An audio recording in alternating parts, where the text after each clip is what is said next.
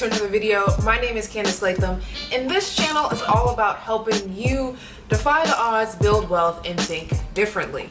Now, I haven't talked about debt in a while, so I thought I would come here and talk about credit card and student loan debt. Before I jump in and talk about debt, I wanted to read this great tweet that I found from the Investing Tutor. It says, "Dr. Hands, should I invest if I have debt? No one asks, should I pay off the electric bill if I have debt? Or should I pay my water bill if I have debt? Or should I pay my tithes and offering if I have debt? Please stop asking if you should invest if you have debt. You are worth it." And I just wanted to say that because so many times people ask that question like, should I be paying off debt and investing? Yes, you need to find a way to do both. All right, now that we got that out the way, people who have federal student loan debt have received some relief thanks to the CARES Act that the president signed back in March. So due to this act, your payments will automatically be stopped from March 13th, 2020 until September 30th, 2020. When it comes to your student loan debt, I have broken this down into 5 simple steps that you can do in order to create a plan for your credit card and your student loan debt. Now, I know that debt can feel very overwhelming. It can be very stressing, especially right now during this pandemic.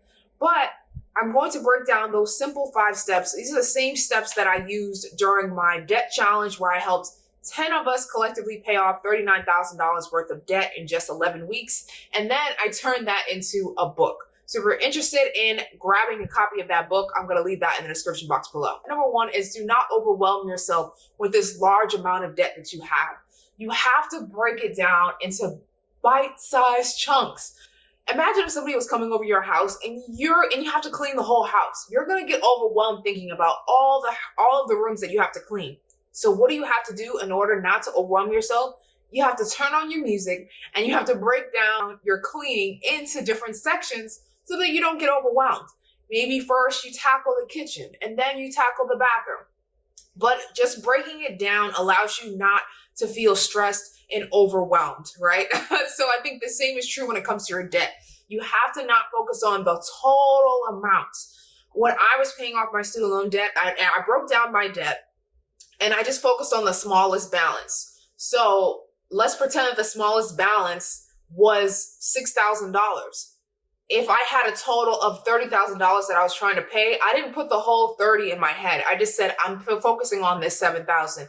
And that made it much more easier for me to digest and made it easier for me to focus on just paying off that balance. I love that quote by Will Smith who says, if you're trying to build a brick wall, don't focus on trying to build the biggest, baddest brick wall. Break it down. Just put it down brick by brick. In this case, just pay back your debt dollar by dollar. And then soon you'll step back and you have this brick wall, and soon you'll step back and your debt will be paid off. Okay, so step number 2, I know I said don't get overwhelmed by that big amount of debt, but the second step is actually to write down all of your debts. Let's list your debts from the highest to the lowest. Even though we don't want to get overwhelmed with the total amount of debt we have, we still have to know what is that total number. And it's important for us to know how much debt we have and lay it out from largest to smallest, because then we can figure out where do we want to tackle. Do we want to tackle the debt with the smallest balance first, which is using the Snowball method, which I'll get into that a little bit later, or do we want to tackle the debt with the highest interest and pay that off first, which is using the avalanche method. Now, me personally, I'm a debt snowball person, but you have to decide what is best for you. Number 3 to tackling your debt is to actually look at your budget, because your budget plays a pivotal role here, because you need to know how much cash flow you have left over after all of your bills are paid, after you've paid yourself. And it's important that you know how much money you have left to use to pay extra towards your debt. Okay, so that is why creating your budget is going to be important, so that you know what is the extra cash flow left over after all of your bills are paid and after the minimum balance is on your debt are paid as well. What do you have extra left over to use to put towards your debt? And cash flow is really the name of the game. Cash flow is what allows you to reach your goals, whether that's investing more, whether that's saving more, whether that's paying off debt. You having extra cash flow is really important to reaching your financial goals. Okay, so now that we're not overwhelmed, we know we're not focusing on the total amount of debt, but we do know how much debt we have, and we even know how much extra cash flow we have after we've created our budget, or AKA our spending plan. I know we don't like the word budget. So now step 4 is to decide what payoff method is for you. Is it the debt snowball method or the debt avalanche method? Now, the debt snowball method is a debt reduction strategy where you are focusing on the debt that has the smallest balance. So you're ignoring the debt that has the highest interest rate, and you're just focusing on the debt that has the smallest balance. You're using your extra cash flow that you have after all your bills are paid, and then you're putting that extra towards this smallest amount of debt. And you do that while paying the minimum on all other debts. And then once that smallest debt is knocked out, then you just move on to the next debt that is the smallest in the sequence. Yeah, the next debt that's in the list from smallest to largest. And you just keep doing that until you knock out the biggest debt that you have. And this is a personal favorite of mine. I personally did use the debt snowball method. I found that it was easier for me to create small wins for myself, even though when you use the debt snowball method, you're probably paying more money in the long run rather than focusing on the debt that has the highest interest rate and paying that off first. Because that does mean that every month you are paying more interest on this debt. Now let's jump over to the debt avalanche method. The debt avalanche method is when you're focusing on the debt that has the highest interest, and you're focusing on paying off that debt first, and you're ignoring the debt with the smallest balance if it doesn't have the highest interest, because you want to save money. So for you, it's not about what the balance is, it's more so about saving money in the long run and knocking out the debt that has the highest interest rate. But again, you have to decide which debt method is best for you.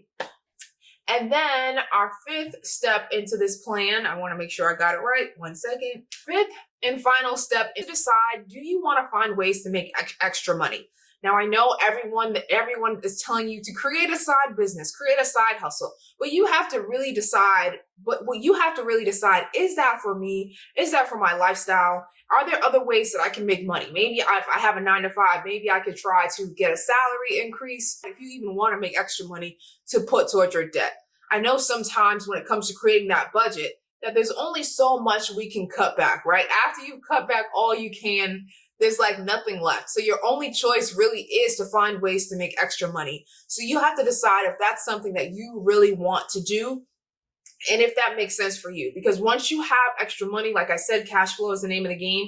Once you have that extra cash flow, now you can be able to use that extra cash flow to reach your goals faster, whether that goal is paying off debt, whether that's saving more, or whether that's investing more. So cash flow is really important. And so you have to decide, okay, do I want to make extra money outside of my job? How do I want to do that? And what makes the best sense for me based on my skills, based on my knowledge, and how much money do I actually want to, invest in this business? Because, again, sometimes it does take money to make money. So that's all I have for you guys today. Thank you so much for tuning in. And just be kind to yourself during this time. I know there's a pandemic. Maybe you lost some of your income. Something else has come up during the pandemic and you can't put extra money towards your debt. But still be kind to yourself and just believe that it's possible for things to turn around for you. And then just to even having a strategy in place for when more money does come your way is a good idea, because at least you're prepared, and at least when more money does start flowing back into your life, you'll know what to do with it. Thank you guys so much for tuning in today. If you're not already signed up to my email list, I would love for you to join me. I send out great emails every Friday, so you want to make sure that you're not missing out on those.